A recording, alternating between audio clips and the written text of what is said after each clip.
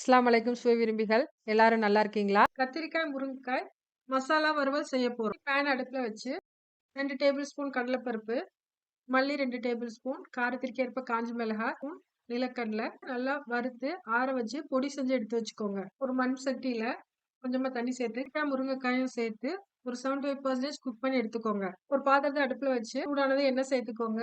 எண்ணெய் காய்ஞ்சதும் கடுகு உளுந்து தாளிச்சிட்டு நறுக்கி வச்சிருக்கிற பெரிய வெங்காயம், தக்காளி, ஒரு 10 பல் பூண்டு சேர்த்து நல்லா வதக்குங்க. இந்த தக்காளி, வெங்காயம், பூண்டு எல்லாம் நல்லா வதங்கின பிறகு பிறகு நம்ம வேக வச்சிருக்க இந்த காயை தண்ணியை வடிச்சிட்டு இதுல சேர்த்து அதையும் நல்லா கலந்து விடுங்க. இந்த காயெல்லாம் நல்லா எண்ணெயில வதங்கி வந்ததும் தேவையான அளவு உப்பு சேர்த்துக்கோங்க. நம்ம ஏற்கனவே அரைச்சு வச்சிருக்கிற பவுடர் மசாலாவை இதோட சேர்த்து நல்லா கலந்து விடுங்க. மீதி இருக்கிற மசாலாவையும் சேர்த்து நல்லா கலந்து விடுங்க. கொத்தமல்லி இலைகளை தூவி ஸ்டவ் ஆஃப் பண்ணிக்கோங்க. முருங்கைக்காய் மசாலா வறுவல் நல்லா டேஸ்டா ரெடி ஆயிருக்கு. சேனலை